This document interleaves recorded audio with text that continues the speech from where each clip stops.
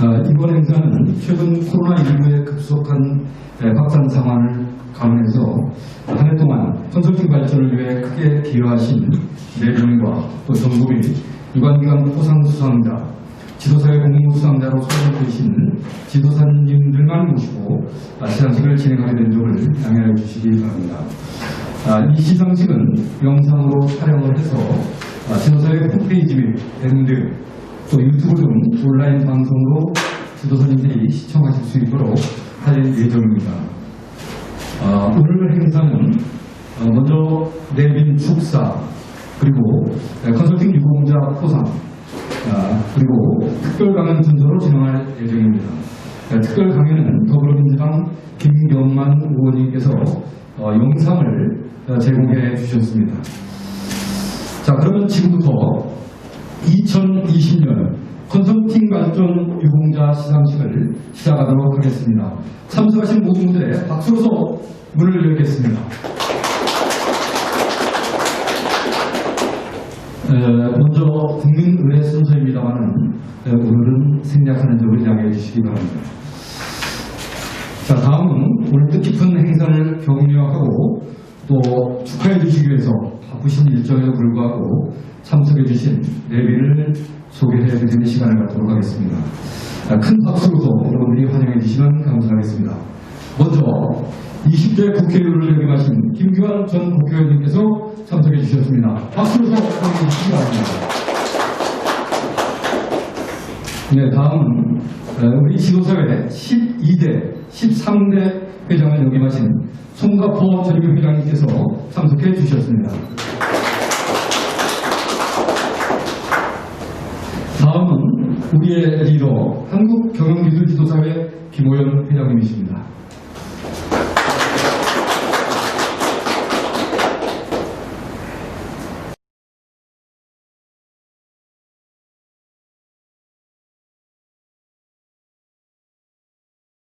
코로나19가 확산되는 관계로 인해서 국회의원님들께서 오늘 참석하지 못하는 대신에 축하 영상을 보내주셨습니다. 스크린을 통해서 축하 영상을 시청하도록 하겠습니다. 경영지도사, 기술지도사 여러분 반갑습니다. 올 한 해 고생 많으셨죠?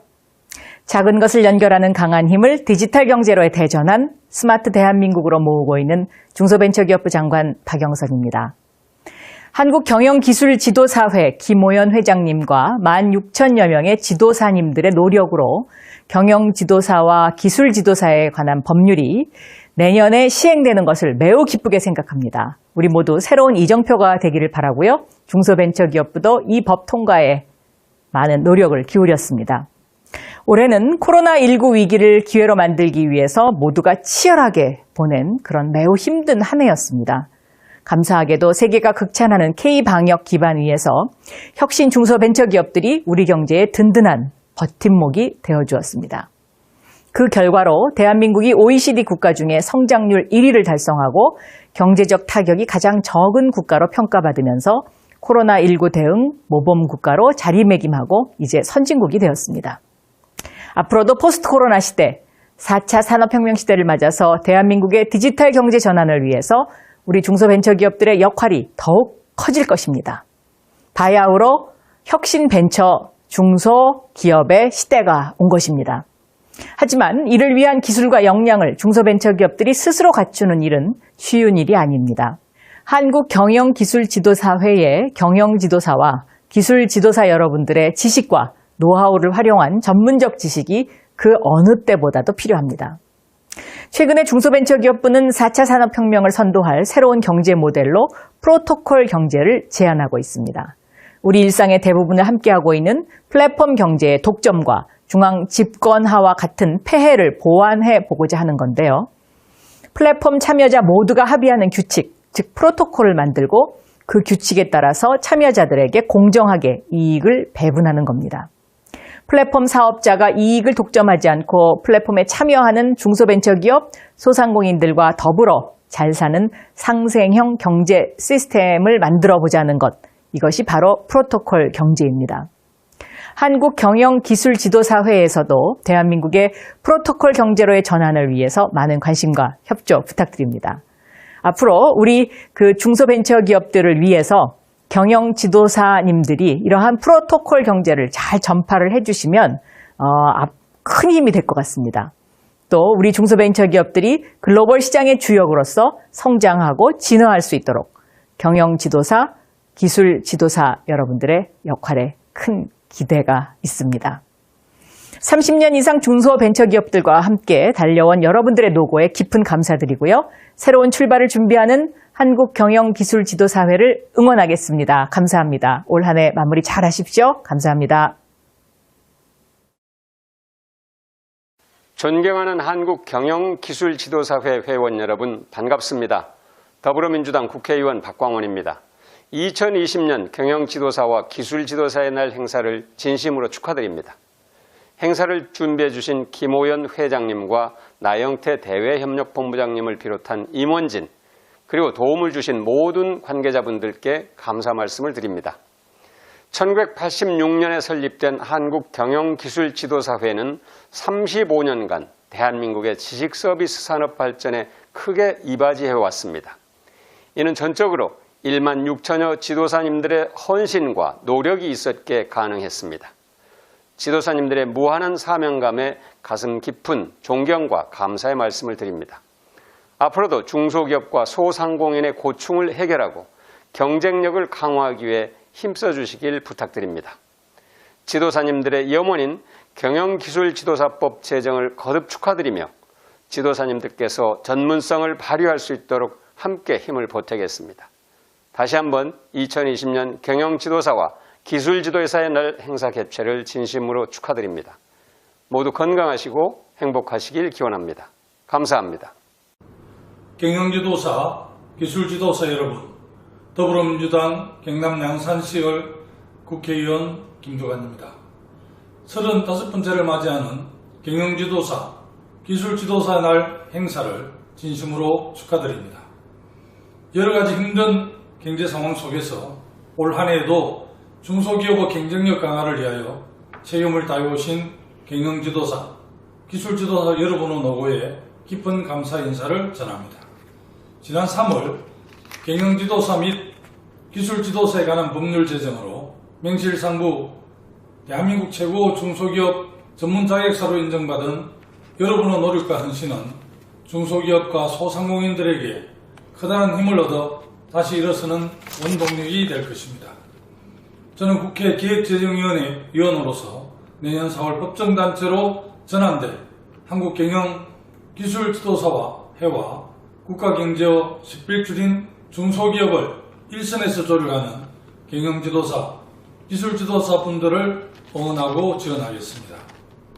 얼마 남지 않은 올 한 해 잘 마무리하시고 사업가 과정에서 계획하는 모든 일이 순조롭게 이루어지길 간절히 기원합니다. 감사합니다. 안녕하세요. 국회 산업통상자원 중소벤처기업위원회 김경만 국회의원입니다. 오늘 한국경영기술지도사의 날을 맞아 이렇게 직접 찾아뵙고 인사를 드려야 됩니다마는 코로나19라는 특수한 상황으로 인해서 비대면으로나마 인사 말씀을 드리게 된 것을 반갑게 생각합니다. 경영기술지도사의 김호연 회장님을 비롯한 경영기술지도사 여러분, 올 한 해 참으로 수고 많으셨습니다. 무엇보다 코로나19라는 특수한 상황 속에서 우리 중소기업과 소상공인이 참으로 어려웠습니다.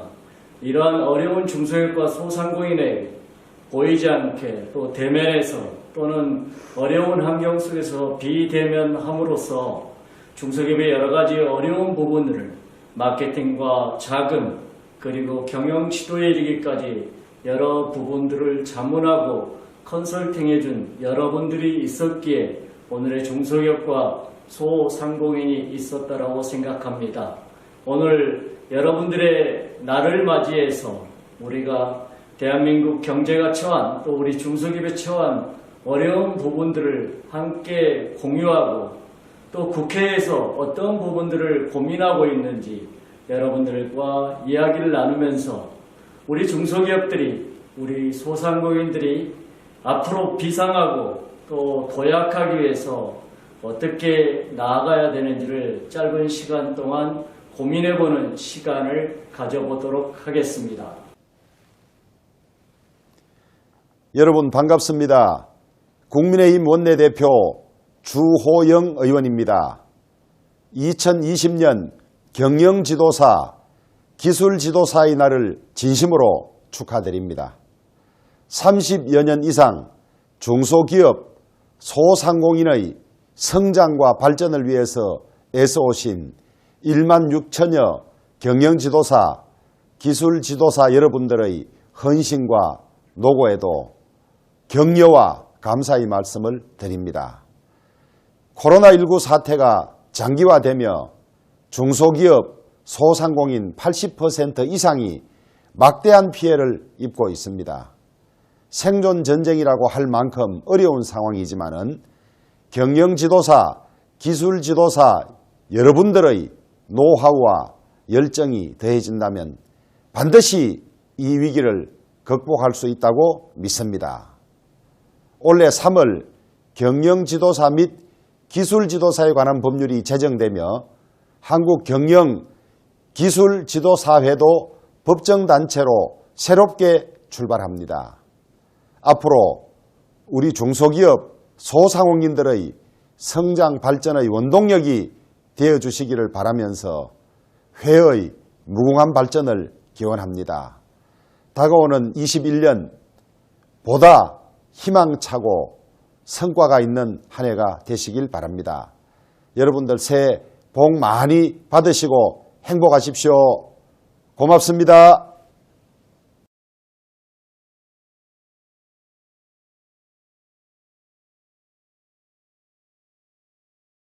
다음은 김우현 회장님께서 개회사를 해주시겠습니다.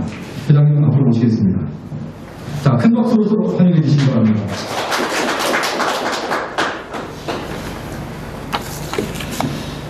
반갑습니다.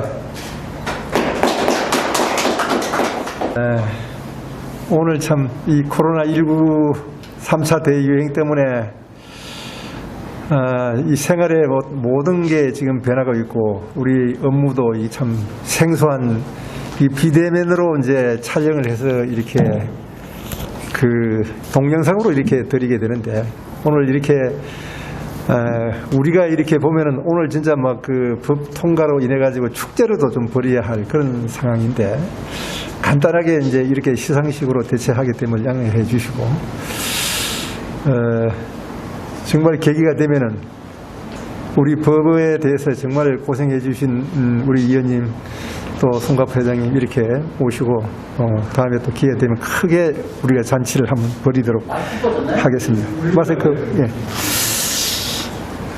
모두가 이제 힘들었던 한 해를 마무리할 시점입니다만은 그래도 이제 되돌아보면 올해는 우리의 근익과 이상이 한층 높아진 매우 의미 있는 한 해라고 이제 생각이 듭니다.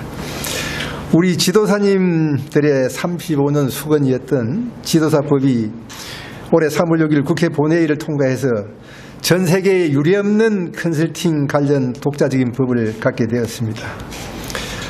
이 자리에 우리 법을 위해서 고생해 주신 김규환 의원님과 송갑 회장님 나와 계시는데요. 한 번 더 이렇게 우리의 마음을 담아서 박수로 이렇게 좀 환영해 주십시오.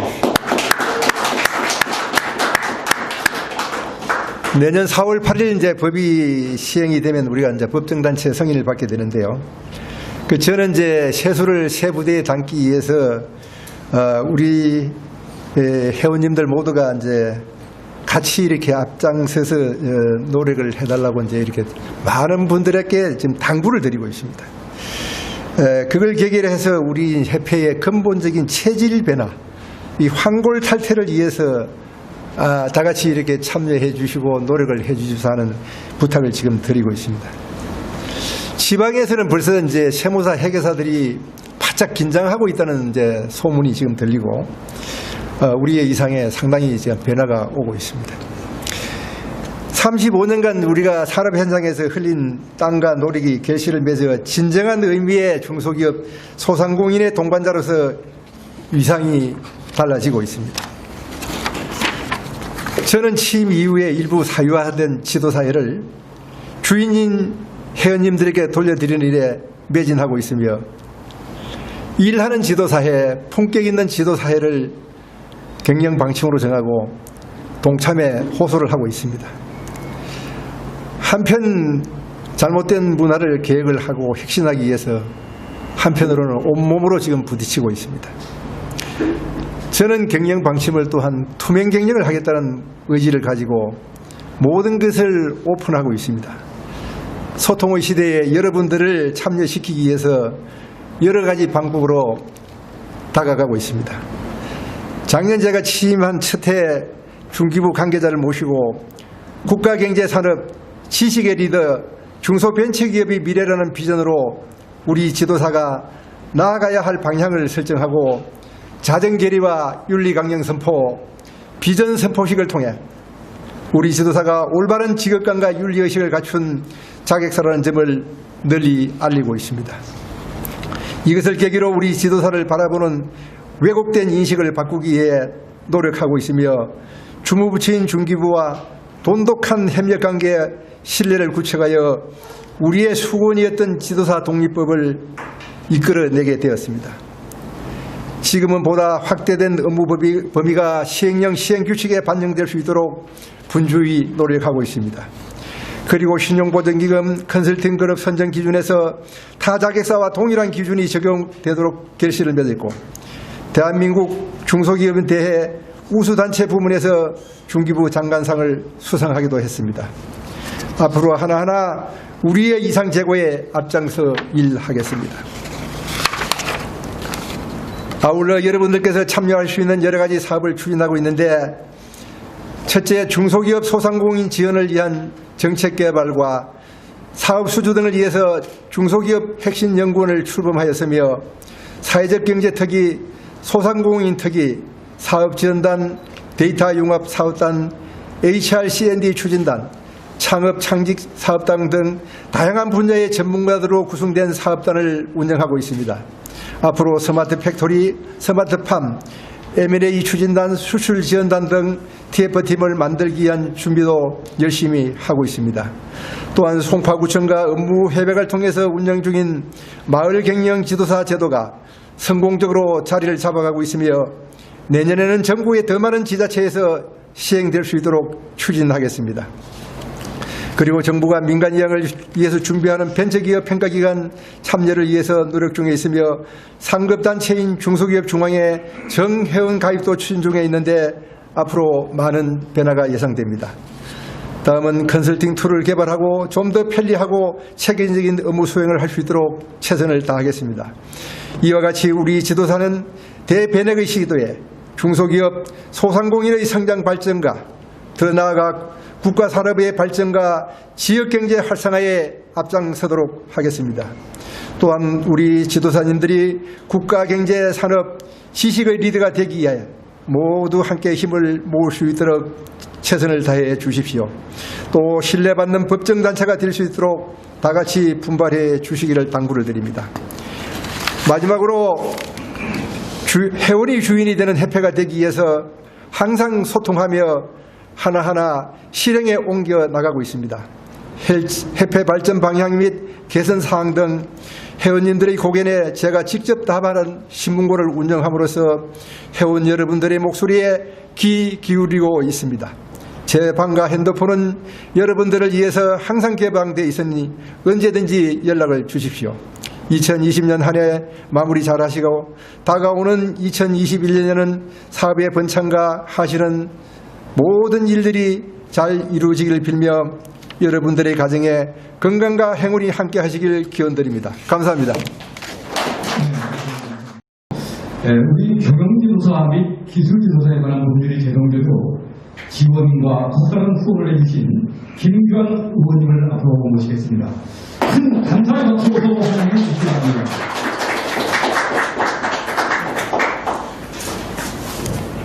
네, 안녕하세요. 김규환 위원님 반갑습니다. 이렇게 만납니다. 여러분 잘 계셨습니까? 우리 인터넷으로 보는 우리 회원 여러분 잘 계셨습니까?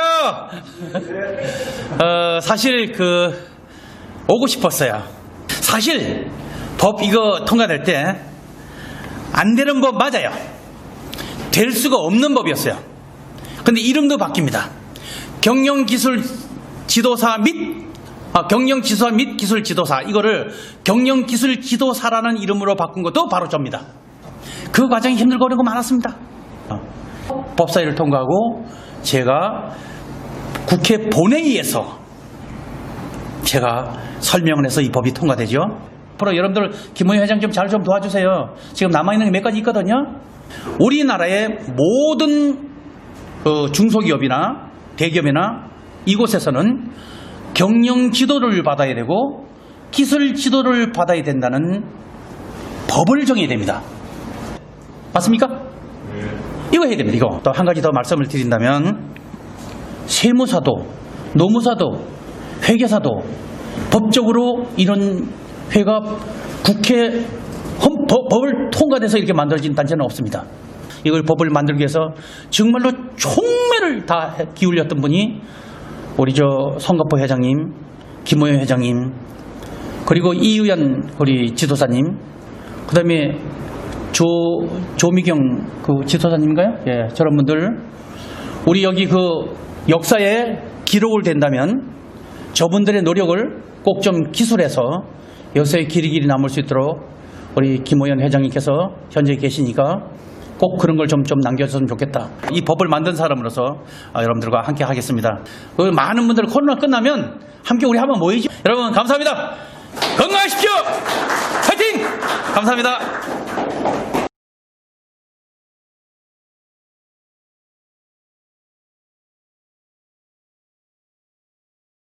감사패 제20대 국회의원 김교환. 그와께서는 제20대 국회의원으로 재임하시면서 경영지도사 및 기술지도사에 관한 법률을 제정해 기여를 하여 우리 경영지도사, 기술지도사의 권익 진장과 지도사의 발전에 대한 공로가 지대하므로 전 회원의 뜻을 모아 이 패를 드립니다. 2020년 12월 17일 한국경영기술지도사회 회장 김오연. 자, 전 대표님이 한마음으로 김병준 의원님께 감사의 말씀을 드립니다. 자, 기념사진 촬영이 있겠습니다. 네, 또 지난 1년간 우리 지도사회 발전과 함께 중소기업 소상공인의 경쟁력 강화와 국가 경제 발전의 공조기를 푸신 우수 지도사에 대한 시상식을 진행하겠습니다. 역시 표창장 수여는 김호연 회장님께서 시상해 주시겠습니다. 큰 박수 한번 부탁드리겠습니다. 먼저 산업통상자원부 장관 표창이 있겠습니다. 호명하는 수상자는 앞으로 나와주시기 바랍니다. 2020년도 산업통상자원부 장관상은 강영순 지도사님이십니다. 예, 박수 부탁합니다. 네.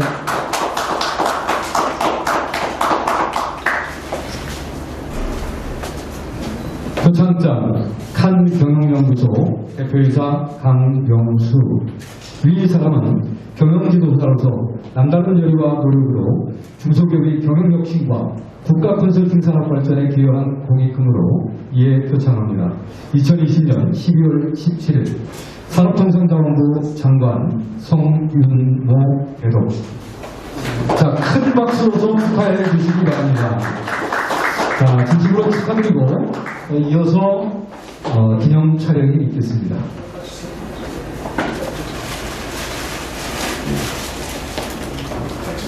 알겠습니다. 네, 하나, 둘. 예, 박수 한 번 더 부탁드리겠습니다.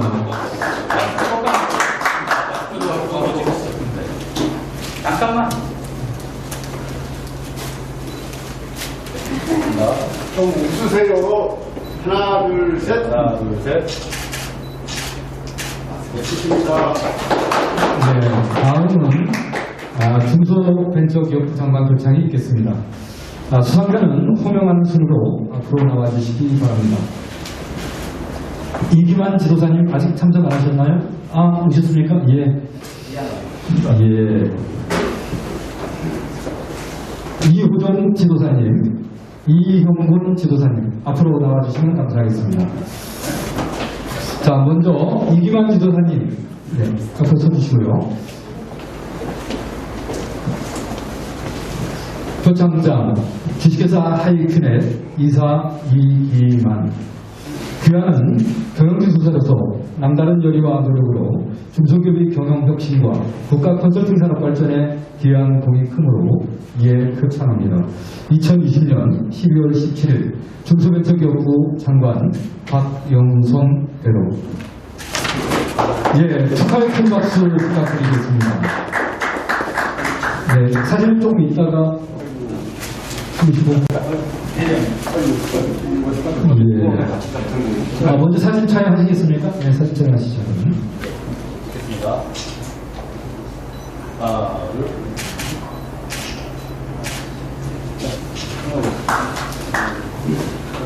예, 다시 한번 축하의 말씀을 드립니다. 자, 다음은 이호정 지도사님 앞으로 나와주시기 바랍니다. 표창장 주식회사 콤파스 컨설팅 그룹 대표이사 이호정. 이하 내용은 같습니다. 큰 박수로서 축하해 주시기 바랍니다.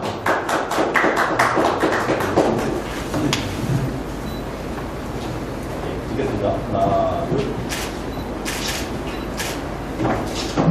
예, 감사합니다. 자, 다음은 이형곤 지도사님 앞으로 나와주시기 바랍니다. 캠페인 잘 안 되나 꽃을 좀 여러 개 좀 사지. 표창장 주식회사 GMS 파트너스 대표이사 이형곤. 이하 내용은 같습니다. 자, 축하의 박수 부탁드리겠습니다.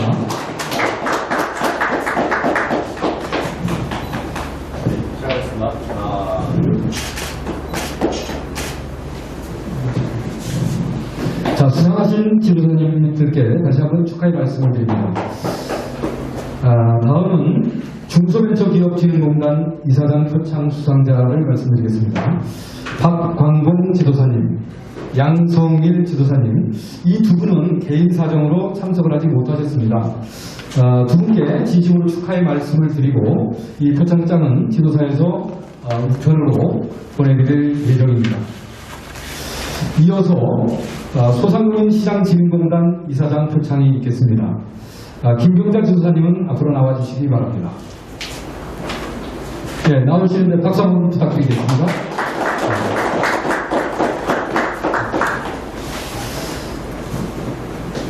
표창장 경인여자대학교 교수 김경자. 위 사람은 경영지도사로서 남다른 열의와 노력으로 중소기업의 경영혁신과 국가 컨설팅 산업 발전에 기여한 공이 크므로 이에 표창합니다. 2020년 12월 17일 소상공인 시장진흥공단 이사장 조봉환 배로. 큰 축하의 박수 부탁드립니다. 예, 함께 기념 촬영하시겠습니다. 네, 시작하겠습니다. 하나, 둘. 네, 추순진 지도사님과 최순원 지도사님은 개인 사정 때문에 참석하지 못하셨습니다. 그래서 두 분께 다시 한번 축하의 말씀을 드리고 표창장은 우편으로 송부해 드리도록 하겠습니다. 자, 다음은 중소기업기술정보진흥원 원장 표창이 있겠습니다. 김재윤 지도사님은 앞으로 나와주시기 바랍니다. 자, 박수 부탁드리겠습니다.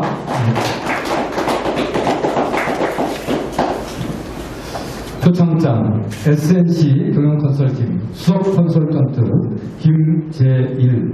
위 사람은 경영지도사로서 남다른 열의와 노력으로 중소기업의 경영혁신과 국가 컨설팅 산업 발전에 기여한 공이 크므로 이에 표창합니다. 2020년 12월 17일 중소기업 기술정보진흥원 원장 이재홍 대도. 박수 부탁드리겠습니다.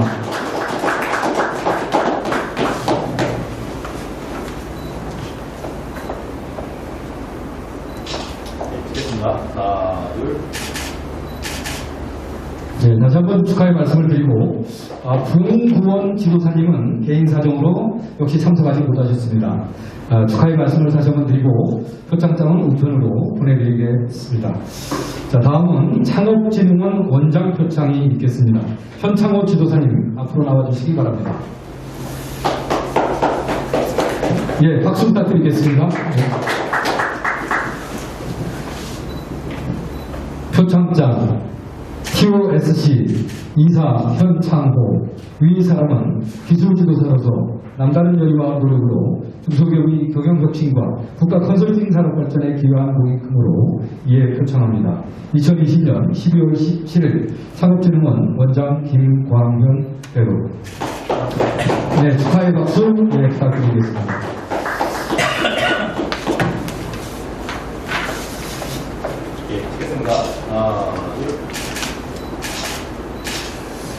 예, 이희정 지도사님께서도 수상을 하셨습니다만 개인사적으로 참석치 못하셨기 때문에 다시 한번 축하의 말씀드리고 표창장은 우편으로 송부해드리도록 하겠습니다.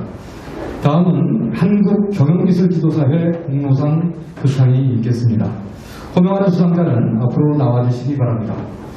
정성훈 지도사님, 김종만 지도사님, 임서구 지도사님, 김근모 지도사님, 김명호 지도사님,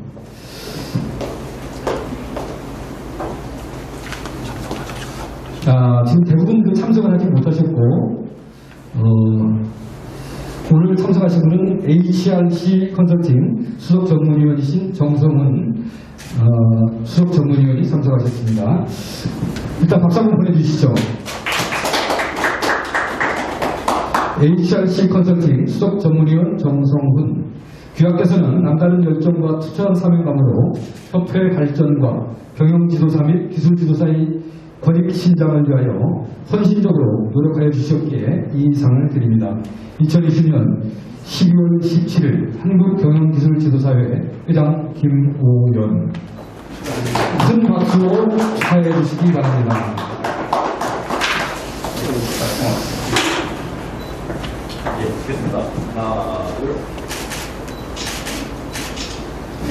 예, 오늘 참석하지 못한 김종만, 이준서구, 김근모 지도사님들은 개인 사정으로 참석 못하셨기 때문에 표창장은 저희가 우편으로 보내드리도록 하겠습니다.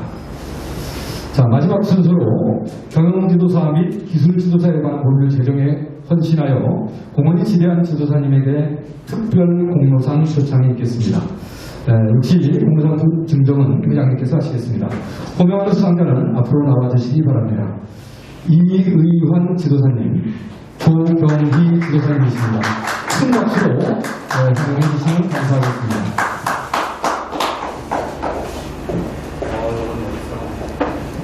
공로패 선진세무 경영컨설팅 대표 이의환.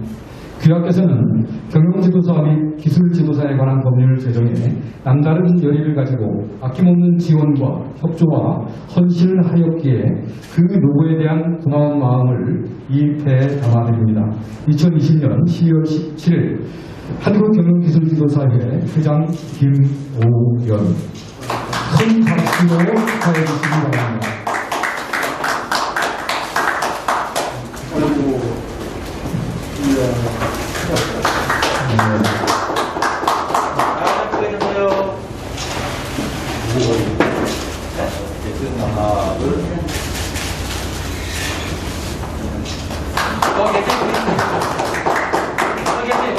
다음은 조경희 지도사님 앞으로 나와주시기 바랍니다. 공로패 조경희 세무경영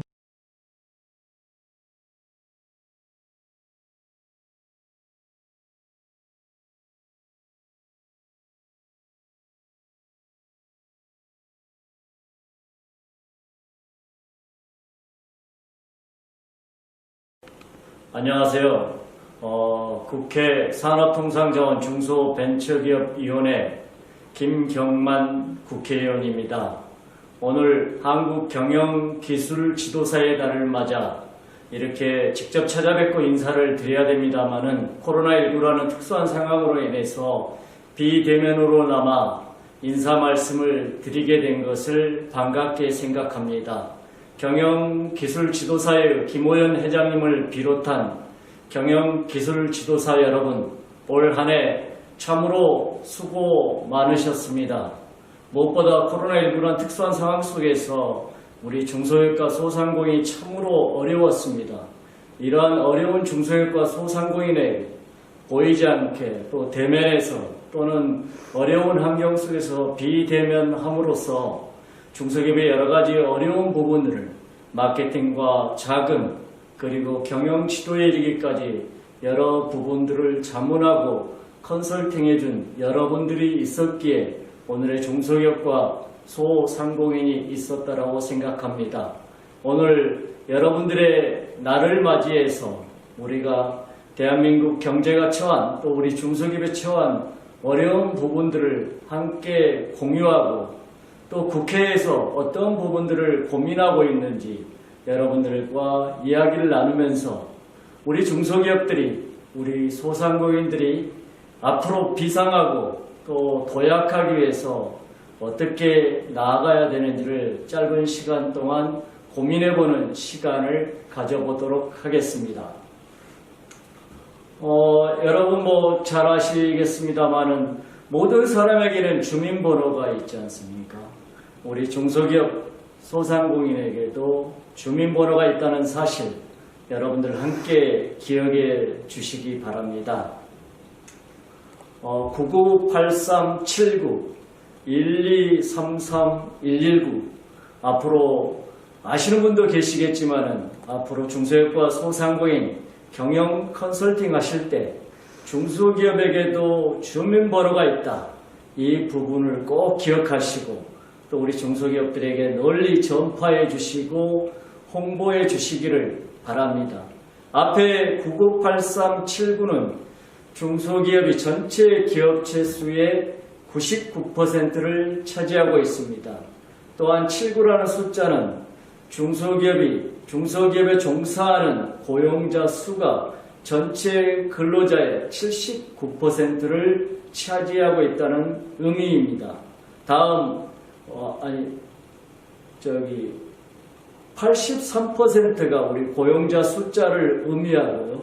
뒤에 79라는 숫자는 중소기업에 종사하는 전체 가족의 숫자가 국민 전체에서 차지하는 비중이 79%라는 뜻이겠습니다. 헌법 제123조 3항에는 국가는 중소기업을 보호 육성해야 한다라고 명시되어 있습니다. 헌법 또한 119조에는 경제민주화 조항을 의미하고 있습니다. 다시 한번 여러분들과 함께 998379-1233-119는 우리 중소기업의 현 주소를 나타내고 있다. 이렇게 생각하시면 되겠습니다.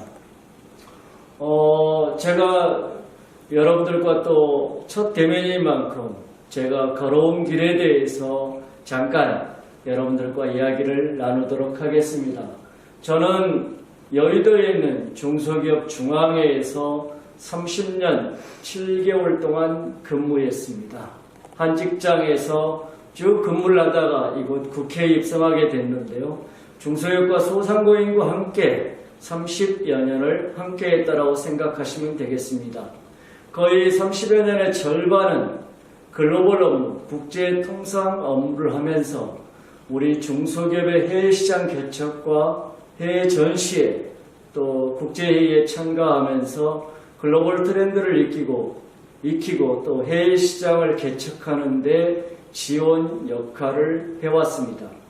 나머지 한 절반의 한 15년은 중소기업 정책 관련 업무를 했는데요. 제가 마지막 국회에 들어오기 전에 5년 7개월 동안은 중소기업 관련 정책 본부장으로서 중소기업 정책을 입안하고 또 그것들을 만들어서 취합해서 정부에 또는 국회에 또 관련 기관에 전달하고 그걸 입법화하는 그런 과정을 했다는 말씀을 드리겠습니다.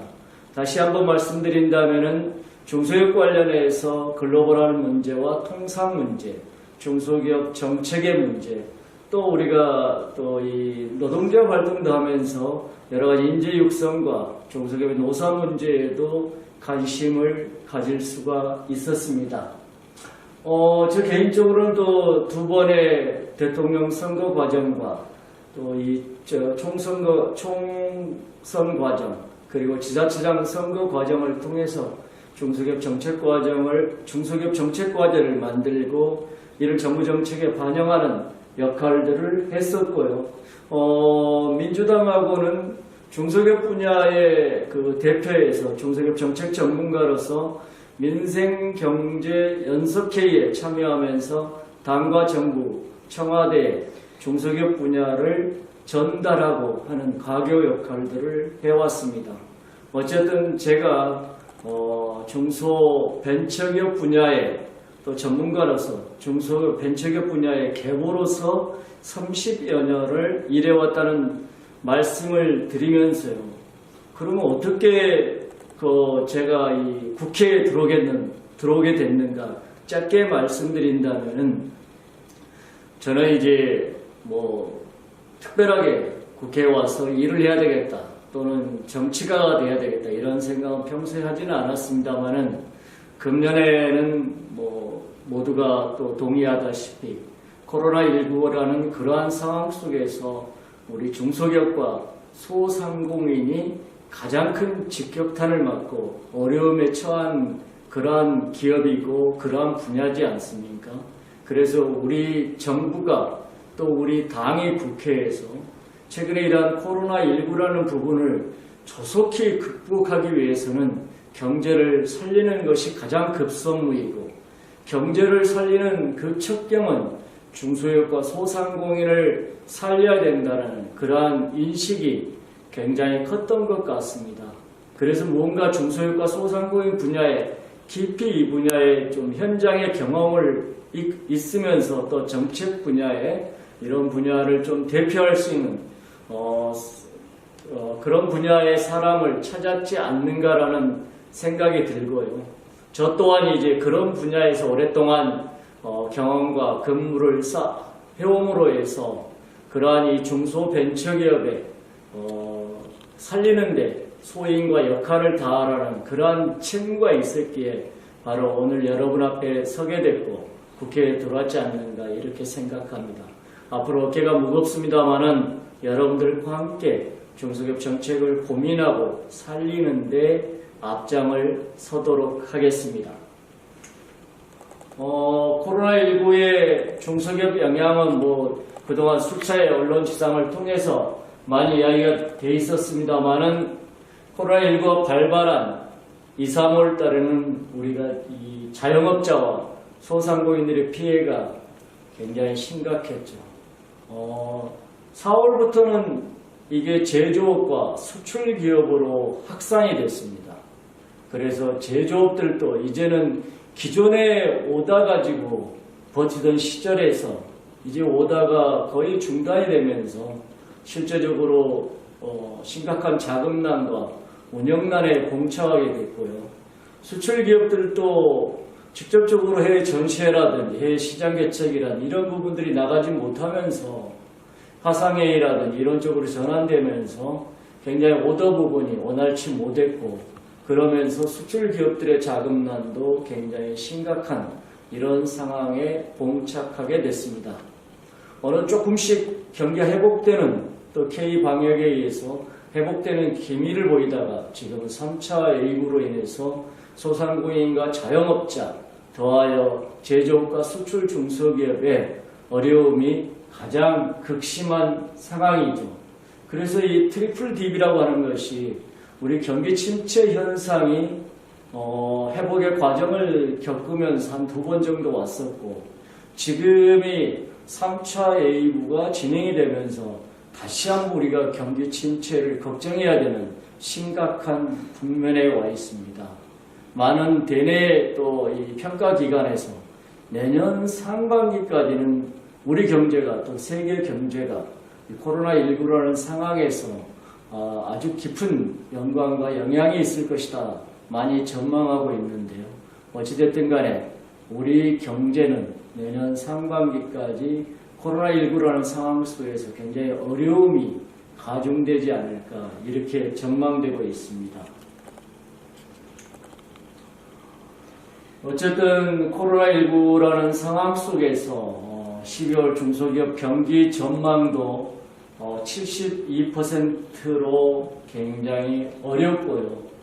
또 지난 3, 4분기 때 4, 4분기 소상공인 상황을 전망하니까 약 80%가 굉장히 어려울 것이다 이렇게 전망하고 있는데 실제 지금 12월에 이르러서 우리 매출의 7, 80%, 심하게는 90% 이렇게 매출이 급감했다.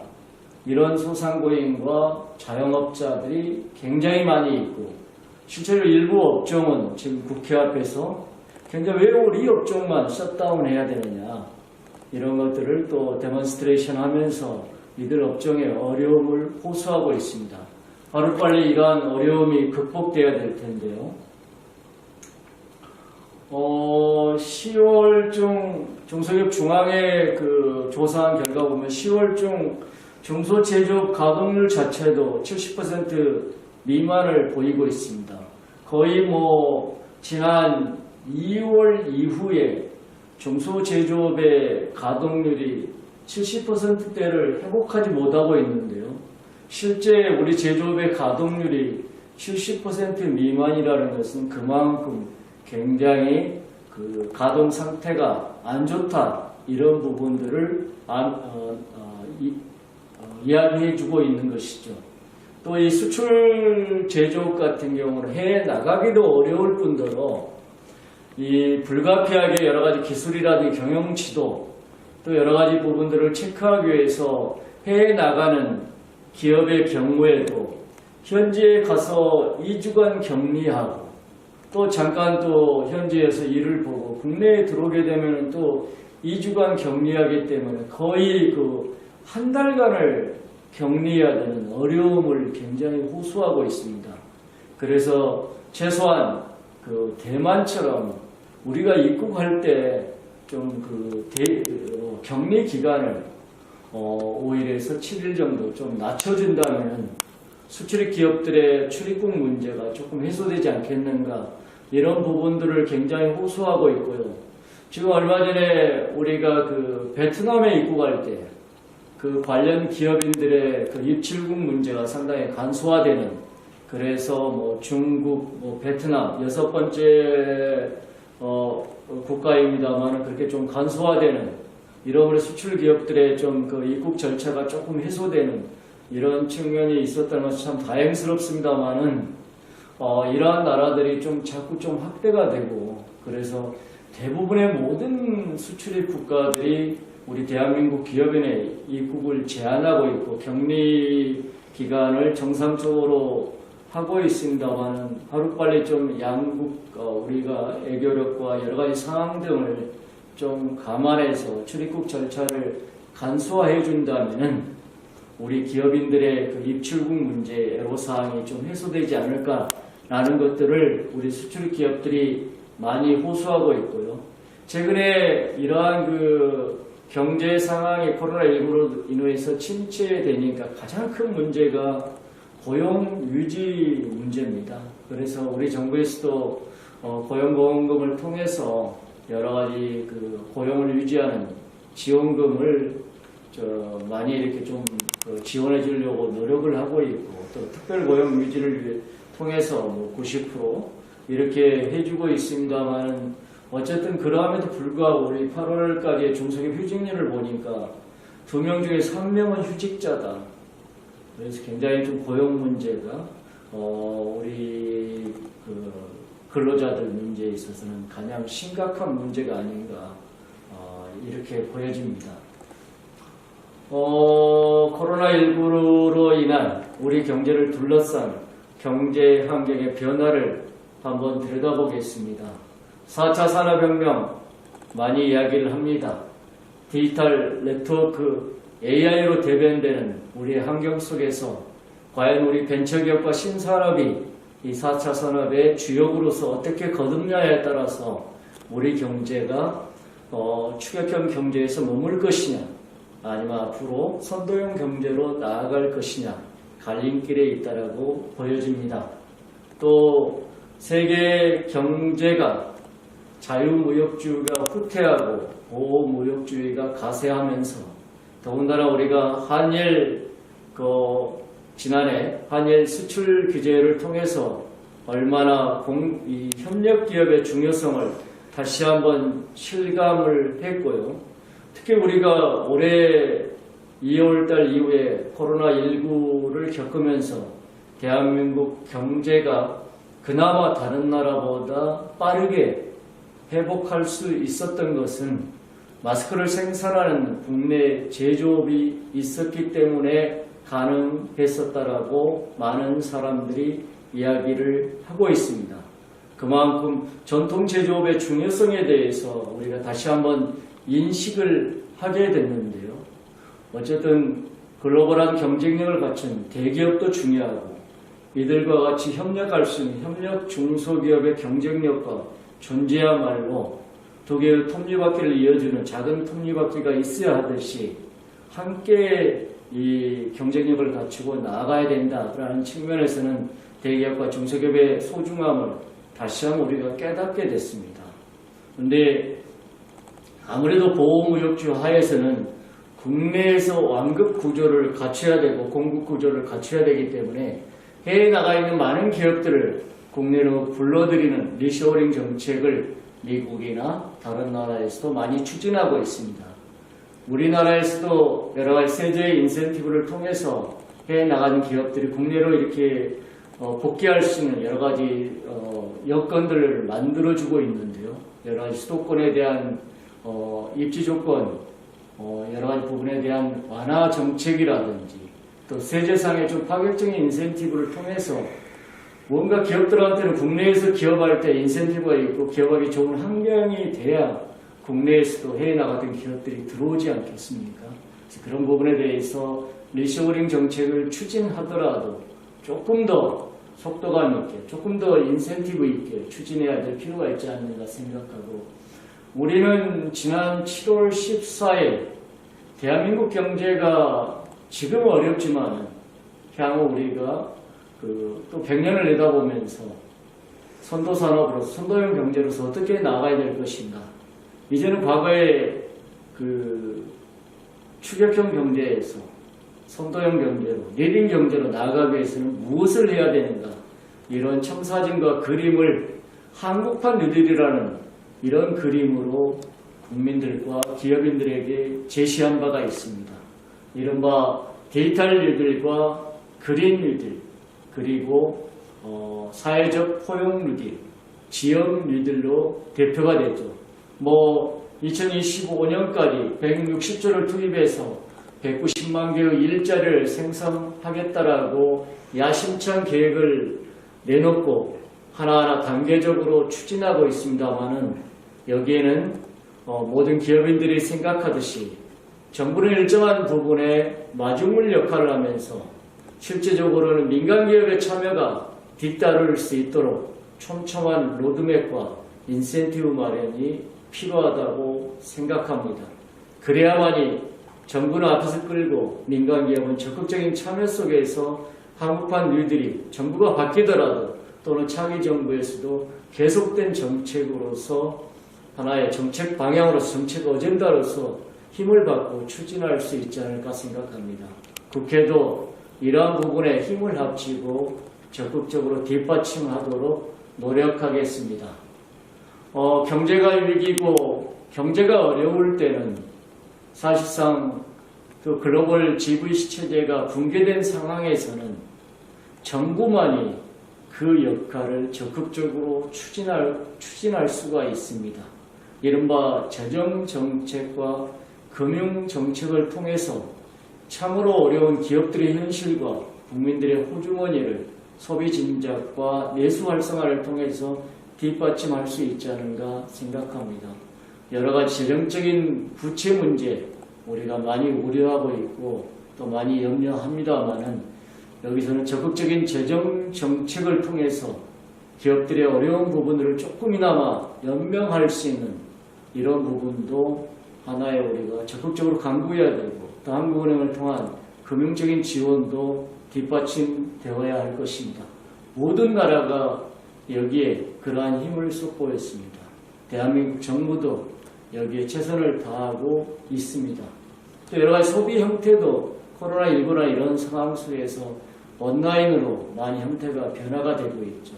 이러한 그 시대적 소비 형태의 변화에 대해서 우리 소상공인과 자영업자, 우리 중소기업도 이러한 소비 형태의 변화에 잘 대응하면서 생산과 마케팅에 힘써야 될 것으로 생각합니다. 중소기업 현실 어렵습니다. 중소기업 CEO 1인 다역하고 있습니다. 중소기업은 늘 주변에 규제 부분이 굉장히 많다라고 하소연하고 있습니다. 제발 규제 부분이라도 좀 많이 걷어준다면 기업하기 좋은 나라가 되지 않겠는가 이렇게 합니다. 국회의 또 책임과 역할 막중한 것 같습니다. 국세청, 또 관세청, 그리고 중소벤처기업부, 산업부, 환경부, 노동부를 상대해야 되는 우리 기업 CEO분들은 몸이 5개, 6개로 나뉘어야 된다고 하소연하고 있습니다. 여전히 우리 내부의 불공정 문제, 양극화 문제도 심각합니다.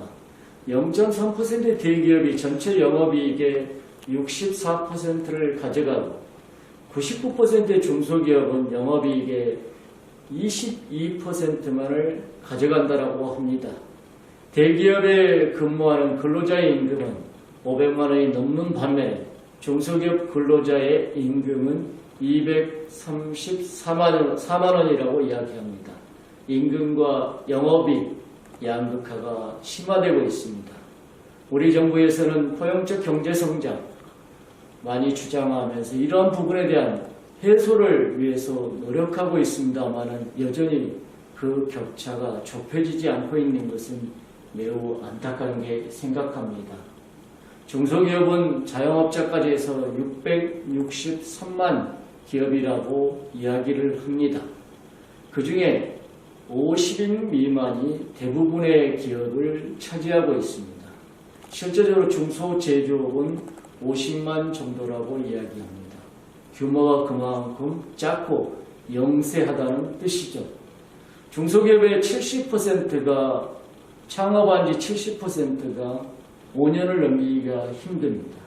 10개사 중에서 3개사만 살아남는다는 것이죠. 생존의 문제가 매우 심각합니다. 그만큼 낮은 생존율을 보이고 있죠. 또 반면에 중소기업의 44.5% 절반이 모기업과의 수급 관계를 맺고 있습니다. 또한 이런 수급 관계를 맺고 있는 기업들은 모기업에 대한 한 개의 모기업에 대한 매출 의존도가 80%가 넘습니다. 그만큼 높은 의존도를 가지고 있죠. 그래서 개별 중소기업들은 혼자서는 살아남기가 힘들기 때문에 연대의 힘, 네트워크의 힘, 공동사업 활성화를 대부분의 개별 기업들이 절실히 바라고 있습니다. 자, 그러면 우리 중소기업에 남은 정책 과제가 뭐냐? 첫 번째, 코로나 피해 기업으로 인한 별도의 신용평가 기준이 내년도에 마련될 필요가 있다라고 한 가지 말씀드릴 수가 있겠습니다. 잘 아시다시피 금년에 대부분의 중소제조업과 소상공인들의 매출액이 뚝 떨어졌습니다. 내년도에 동일한 잣대로 금융기관에 신용평가했을 때 신용평가 등급이 굉장히 하락할 수밖에 없는 거죠. 중소기업과 제조업 그리고 소상공인들의 신용 등급이 하락할 경우에는 금융기관의 대출 한도와 금리가 상승할 수밖에 없는 것이죠. 그렇다면 올 한 해를 근근히 버티면서 이 정부의 여러 가지 지원 정책에 의해서 대출받은 금액도 2번에 걸쳐서 내년 3월까지 연장해 왔고 그리고 금리 부분도 일정 부분 유예를 해왔습니다마는 만에 하나 내년에 조금이라도 상황이 호전되기를 바라고 또 호전될 것입니다마는 그럴 경우에 여러 가지 오다라든지 또 계약이라든지 이런 부분들이 늘어날 경우에 여러 가지 원자재라든지 구입을 위해서 운영자금이 굉장히 필요할 거 아니겠습니까? 그런데 오히려 거꾸로 금융기관에서는 전년도에 여러 가지 매출액 기준으로 해서 신용 등급을 평가해서 오히려 대출 한도와 대출 금리를 인상할 경우에 중소기업의 운영자금과 자금난은 훨씬 더 심각하겠죠. 코로나19라는 상황은 중소기업의 여러 가지 경영 능력과는 관계없이 발생한 특수한 전시 상황이었지 않습니까? 그래서 금융기관에서는 또 금융기관을 관장하는 정책 당국에서는 내년도 신용 등급을 평가할 때는 최소한 최근에 3년간의 매출의 기준을 평균으로 한다든지 아니면 최근에 3년 중에서 가장 매출이 좀 좋았던 때를 매출의 기준으로 한다든지 해서 신용평가를 선정하는 기준을 조금 달리 해야 되지 않는가 이런 생각을 가져보고요. 국회에서는 최근에 그 중대재해처벌법 논의가 되고 있고 또 일부 당에서는 저 부분에 대한 관철을 위해서 농성 중에 있습니다. 아무래도 저 부분에 대해서는 여야가 앞으로 논의의 물살을 탈 텐데요. 기업의 입장에서 봤을 때는 올 1월 달에 산업안전보건법을 통해서 여러 가지 처벌과 그 과징금 부분이 상당히 상향 조정된 바가 있습니다. 근데 여기에 또 이제 중대재해처벌법을 제정하려고 하는 움직임이 있기 때문에 이 경우에 기업인들에 대해서 기업인을 형사처벌하고 법인을 처벌하고 여기에 과징금이나 행정제재가 따르고 이래서 기업의 입장에서 볼 때는 3중, 4중의 처벌이다라는 염려와 우려가 굉장히 많습니다. 또한 잘 아시다시피 모든 산업재해의 약 80%가 50인 미만 기업에서 발생하고 있고 94%가 300인 미만 중소기업에서 발생하고 있습니다. 중대재해처벌법, 산업안전은 아무리 강조해도 지나치지 않고 또한 기업들도 당연히 이런 부분을 최소화하기 위해서 적극적인 인식을 가지고 동참해야 된다는 것은 너무나 잘 알고 있습니다. 다만 이러한 법 제정이 정말로 규모가 큰 대기업이라든지 중견기업 여기에 적용을 통해서 단계적으로 중소기업까지 이렇게 점차적으로 확산된다면 이러한 중대재해처벌법에 대해서 동참하는 기업인들이 훨씬 더 늘어나지 않겠는가. 그래서 최근에 이러한 코로나19라는 어려운 사정을 감안할 때 중소기업에 대한 적용 부분은 규모의 여러 가지 사정 등을 감안해서 조금 고려할 필요가 있지 않는가 하는 것이 중소기업의 의견이라는 것을 말씀을 드립니다. 근로시간 단축 문제 주 52시간제 내년부터 시행이 됩니다. 다행히 금년 하반기 정기국회 때 탄력근로제 6개월 문제와 3개월의 선택근로제 부분은 도입이 됐습니다. 다만 여러 가지 뿌리 업종이라든지 건설 산업업종을 중심으로 해서 중소기업은 아직 코로나19라는 상황을 맞이하면서 중소기업은 주 5일제를 시행할 준비가 안 됐다는 기업들이 약 30%입니다. 이런 부분에 대해서도 좀 고려할 필요가 있지 않는가라는 것들이 중소기업계를 통해서 많이 이야기가 돼 있고요. 또 이 오프라인뿐만 아니라 시장의 온라인상의 부분이 굉장히 늘어나는 부분이 있습니다.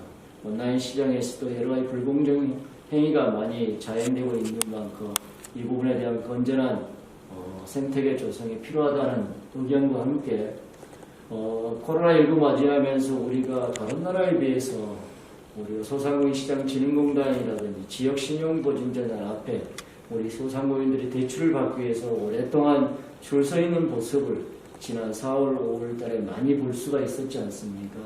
우리 대한민국에서는 왜 ICT 부분에 드라이브스루가 안 될까라는 그런 고민들을 많이 해봤습니다. 그 중에 하나가 보증 문제에 있어서 신용보증기금의 대상의 대부분이 중소기업입니다.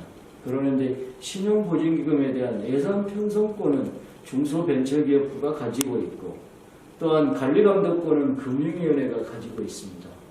정말 코로나19 속에서 보증기관의 역할이 정말 중요하고 신보가 많은 역할을 했는데 어떻게 기술신용보증기금은 중소벤처기업부 산하입니다만은 이렇게 신보에 대한 부분이 거버넌스 부분이 이원화되어 있음으로 해서 신속하고 좀 속도감 있게 집행되는 데 있어서 장애의 요인이 있지 않는가 생각합니다. 그래서 이런 부분에 대한 거버넌스 이론화 부분에 대해서 우리가 좀 고민할 필요가 있고요.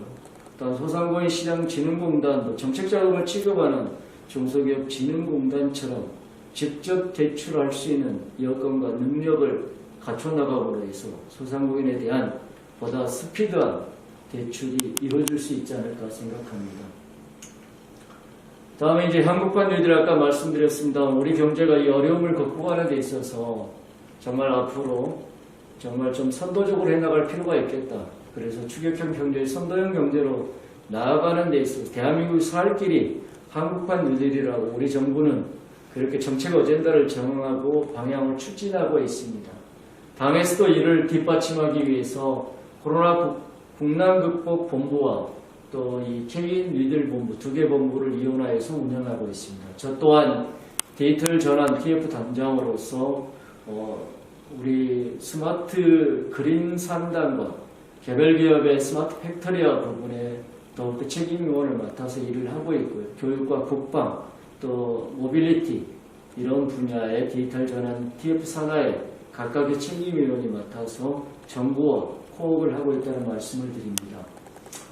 저는 지난 9월 대정부 질문 시에 바로 우리 디지털 그린 3단과 개별 기업의 스마트화 그리고 정말 우리 중소기업이 여러 가지 생산성 향상을 위해서는 스마트화하는 것이 답이다라는 측면에서 이 스마트화가 원활하게 촉진되기 위해서는 이 스마트화를 관할하는 중소기업을 둘러싼 부서가 여러 가지 과기부, 중소벤처기업부, 또 산업부, 환경부 등으로 여러 분산되어 있습니다. 무엇보다도 효율적인 추진을 위해서는 정부의 좀 거버넌스 이론화 부분이 굉장히 중요하다는 말씀을 드렸고 또 하나는 약 1200개가 넘는 여러 국가 산단과 지방 산단의 데이터라 그린 산단을 위해서는 이를 총괄하고 있는 산업부가 정말로 촘촘하게 계획을 세워서 여러 가지 산단의 여러 가지 환경 조성도 할 필요가 있고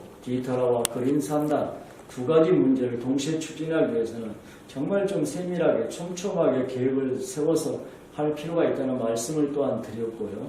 무엇보다도 디지털 산단, 그린 산단의 개별 기업들은 또 중소기업이기 때문에 개별 기업의 스마트화 팩토리화를 담당하는 중소벤처기업과의 긴밀한 소통과 협력이 정말 중요하다.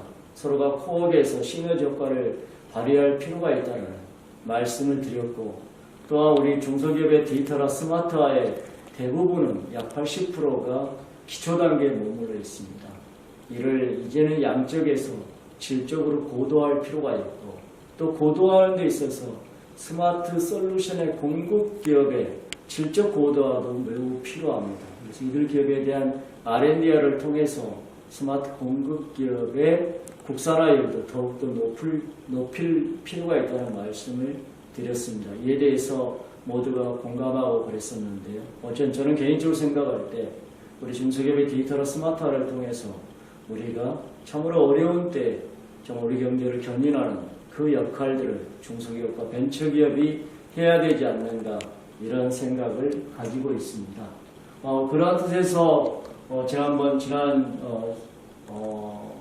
우리 디지털 분과 이원분들이 김치 제조 스마트 공장도 방문할 기회가 있었고 또 화장품 용기를 생산하는 스마트 공장을 방문해서 현장의 기업들이 느끼는 애로사항과 현장의 기업들이 느끼는 향후 우리가 스마트 공장을 촉진하기 위해서 어떠한 방향을 또 해야 되는지 현장의 목소리를 들을 기회를 가진 바가 있습니다. 최근에 이루어진 일입니다만은 여러 가지 국회에서 여러 가지 국회를 통과한 개혁 입법 법률들이 많습니다. 그 중에 상법과 공정거래법 또 금융관련법으로 대변되는 공정경제 3법이 통과됐죠. 어쨌든 중소기업 입장에서 봤을 때는 공정거래법 중에서 전속고발제를 유지하는 부분에 대해서 상당히 관심이 많고 또 그 부분에 대해서는 적극적으로 건의를 해왔습니다. 그러나 어쨌든 근본 다행스럽게도 전속고발제는 현행 공정거래위원회에 잔류하게 된 것을 굉장히 다행스럽게 생각하는데요.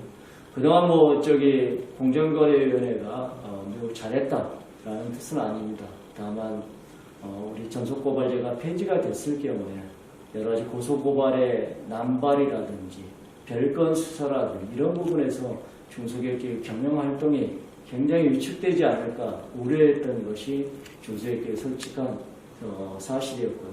좀 더 우리가 공정거래위원회에서 또 전속고발 요청제를 운영하고 있는 중소벤처기업부나 경찰청 등에서 전속고발제를 좀 더 실질적으로 운영할 필요가 있다라고 하겠습니다. 공수처법 통과돼서 이제 그 공수처장 또 임명을 통해서 내년에 실질적으로 작동이 되겠고요.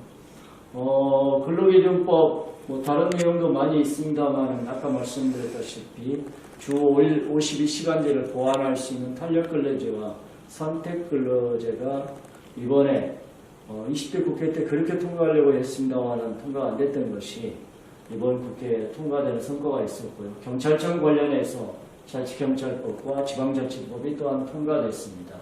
국정원법도 통과됐고요. 또 여러분들 20대 국회가 참으로 이러한 성과와 입법 성과가 저조해 있습니다만 21대 국회 우리 모두가 일하는 국회가 돼야 되고 정말 경제를 살리는 국회가 돼야 되겠다. 이것들이 국민들이 또 국회에 바라는 점이었습니다만 그러한 국민들의 기대에 부응고자 일하는 국회법을 통과시켰습니다. 앞으로 상시 임시국회를 통해서 조금 더 국민들의 기대에 부응하는 그러한 국회가 되도록 노력하겠습니다.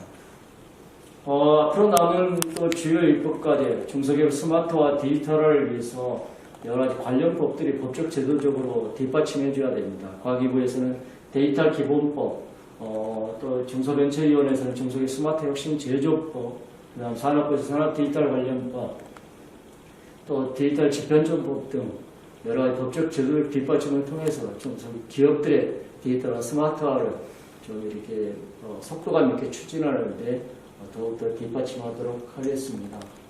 이제 앞으로 저도 관심 갖고 추진할 분야입니다. 어쨌든 기술 탈취 분야는 우리가 아무리 강조해도 지나치지가 않습니다. 어떻게 기술 탈취 부분은 대기업이 중소기업이 먹고 있는 사탕을 빼앗는 것 같습니다. 사탕을 빼앗기는 어린아이의 입장에서는 자기의 전 재산을 뺏기는 것과 똑같은 거죠. 기술 이러한 부분에 대해서는 좀 불공정한 부분, 또 오프라인상에서 여러 가지 시장 규모가 굉장히 커지면서 여기에 이렇게 수수료 문제라든지 광고 부분, 여기에 대해서 좀 나타나는 불공정한 부분도 개선해야 될 겁니다. 관련 법 제정에 또 박차를 가할 필요가 있고요. 어쨌든 지난 여름에 우리가 어느 지역에서 협동조합이 침수되는 사고가 발생한 바가 있습니다. 20억 원 정도의 피해가 있었는데요.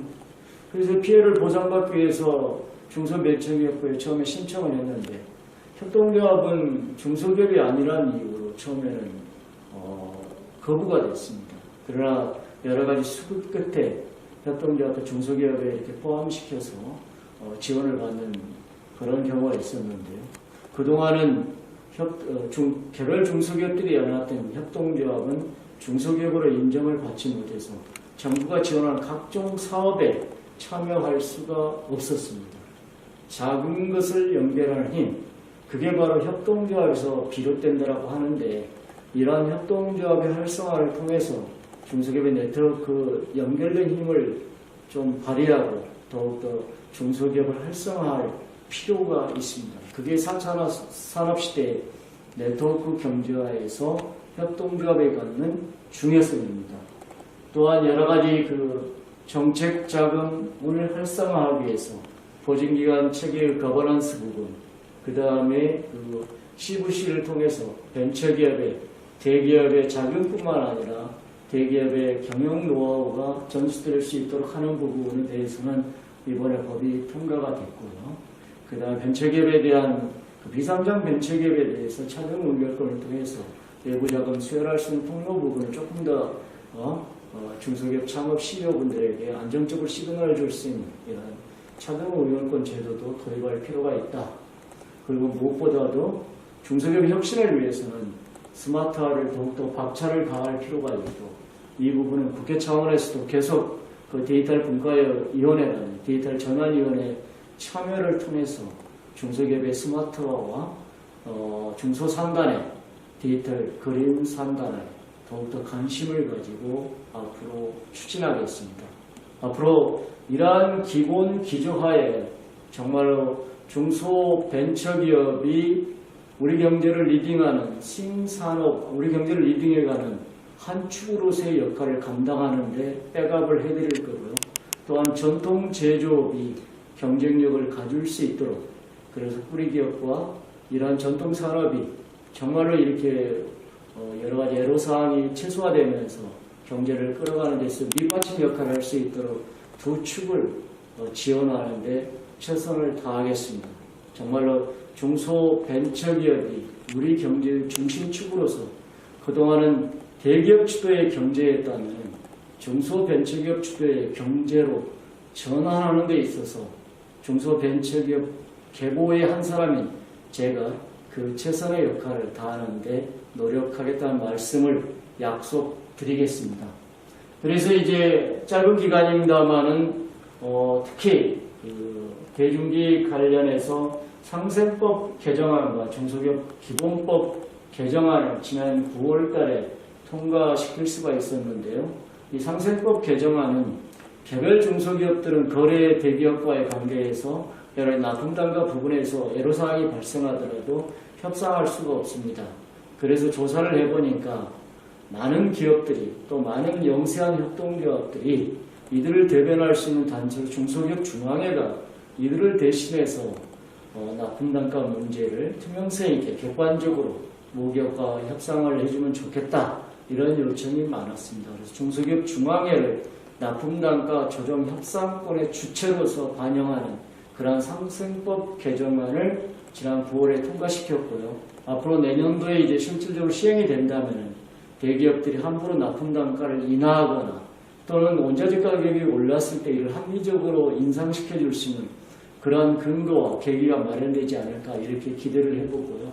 중소기업 기본법은 아까 말씀드렸다시피 작은 것을 연결하는 힘, 협동조합의 그 중소기업자로 인정을 받음으로 해서 여러 가지 인력 지원 사업이라든지 R&D 지원 사업, 또 여러 가지 그 사업들에 대해서 정부 지원 사업에 참여함으로 해서 회원사를 위한 여러 가지 공동 사업을 할 수 있는 근거 툴이 마련되기 때문에 협동조합이 활성화될 수 있는 그러한 계기를 마련했다는 점에서 법안에 의미가 있다고 하겠습니다. 여러 가지 대표 발의 법안 많이 발의했습니다. 약 30여 개 정도 발의했는데요. 이러한 법안들이 실질적으로 법안을 위한 법안 발의가 아니고 중소기업과 소상공인들을 뒷받침하는 이런 법적, 제도적 지원책으로서의 법안이 될 수 있도록 여러 가지 그 통과에 또 법안 마련에 최선을 다하겠습니다. 그래서 지난 헤럴드 경제에서는 제가 이제 초선 의원이지만은 여러 가지 공동 입법 발의라든지 이런 부분에 대해서 가장 많은 입법을 발의한 의원이다 해서 이러한 상을 받을 수가 있었습니다. 제가 특별히 일을 많이 했다, 제가 좀 더 많은 관심을 가지고 있어서 이러한 입법을 많이 했다라는 뜻에서 준 상이라기보다도 그만큼 우리 중소기업과 소상공인이 어렵고 그래서 그런 분야에 좀 더 많은 관심과 애정을 갖고 일하는 뜻으로, 그리고 이러한 분야에 있어서는 저희 또 제가 속한 사무국 611호입니다만 우리 611호의 보좌관과 비서관분들이 다른 의원들이 발의한 부분을 또 소상공인과 중소기업 입장에서 모니터링하고 스크린하면서 정말 이러한 부분들의 법안들이 우리 중소기업과 소상공인들을 업그레이드하고 지원하는 데 꼭 필요한 법안이다. 그래서 우리가 같이 공동 발의할 필요가 있다. 이런 노력과 협력의 결과물이 아니었는가 이렇게 생각하면서 또한 같이 수고해준 직원들한테도 감사하다는 말씀을 함께 드립니다. 어쨌든 지난 우리가 11월 달에 12월 4일 날 중소기업 특별위원회가 출범을 했고 또 12월 11일 날은 2차로 자문위원단 분들을 모시고 자문위원회 출범식을 가질 수가 있었습니다. 우리가 위원장단은 우리 더불어민주당의 시도당 위원장분들과 또 최고위원분들로부터 특별히 그 지역을 대표할 수 있는 인물들을 추천을 받아서 지역적 또 여성 또 청년 이런 분야에 안배를 해서 30인 이내로 구성을 할 수가 있었고요. 또 자문위원단은 여러 가지 공정이라든지 벤처혁신, 네트워크 글로벌화, 금융, 일자리, 인력개발 분야에서 여기 경영기술지도사회를 포함해서 중소기업 관련 단체분들, 또 중소기업 연구원, 중소기업 학회, 유관기관의 추천을 받아서 자문위원단을 구성할 수가 있었습니다. 앞으로 이러한 우리 위원장단과 자문위원단의 협조와 협력하에서 지역 중소기업의 이슈를 발굴하고 또 분야별로 중소기업 정책 분야의 이슈를 발굴하고 또 이를 당에 전달하고 정부에 전달함으로 해서 현장에 살아있는 이야기들을 전달하는 매개체 역할을 해나가도록 노력하겠습니다. 여러분들은 최전선에서 중소기업 현장과 또 접점하는 경영기술 지도사분들입니다. 여러분들의 지혜와 또 자문이 절실히 필요합니다. 앞으로 우리 코로나19가 정말 우리에게는 위기라고 할 수 있습니다만 위기는 또 다른 또 기회의 얼굴이라고 이야기합니다. 참으로 지금 그 세 자릿수 또 네 자릿수 확진세가 멈출 줄 모르고 있습니다만 이러한 때일수록 우리 모두가 하나로 단결해서 이러한 위기를 극복함으로 해서 대한민국 경제가 정말로 침체되는 것이 아니고 비상하고 날아가는 데 있어서 우리가 함께 힘과 지혜를 모아야 되지 않는가 생각합니다. 저는 작지만 여기에 한 힘을 보태도록 하겠습니다. 마지막으로 우리 이낙연 당대표가 자주 쓰는 말씀이 있습니다. 아프리카 속담에 당신이 있어 내가 행복하다라고 이야기를 합니다. 이른바 우분투 정신이라고 이야기를 하는데요. 오늘 비록 경영기술 지도사의 날을 맞이해서 전국에 있는 많은 경영기술 지도사가 한꺼번에 다 모이시지는 못했지만 여러분들이야말로 중소기업의 최일선에서 많은 컨설팅과 자문을 해줌으로 해서 중소기업 경영 환경에 지대한 영향을 끼치고 계신 분들입니다. 바로 여러분들이 있기 때문에 우리 중소기업 현장은 든든하고 저 또한 국회라는 공간에서 일을 할 수가 있습니다. 바로 그러하기 때문에 대단히 든든하다는 말씀을 드리면서 마지막으로 경영기술 지도사의 날을 맞이해서 그동안 올 한 해 애쓰신 김호연 회장님을 비롯한 경영기술 지도사 여러분 모두에게 수고하셨다는 말씀을 드리면서 코로나19 상황 속에서도 늘 몸 건강하시고 또 건강에 유의하시길 바란다는 말씀을 드리면서 짧게나마 말씀을 마치도록 하겠습니다. 감사합니다.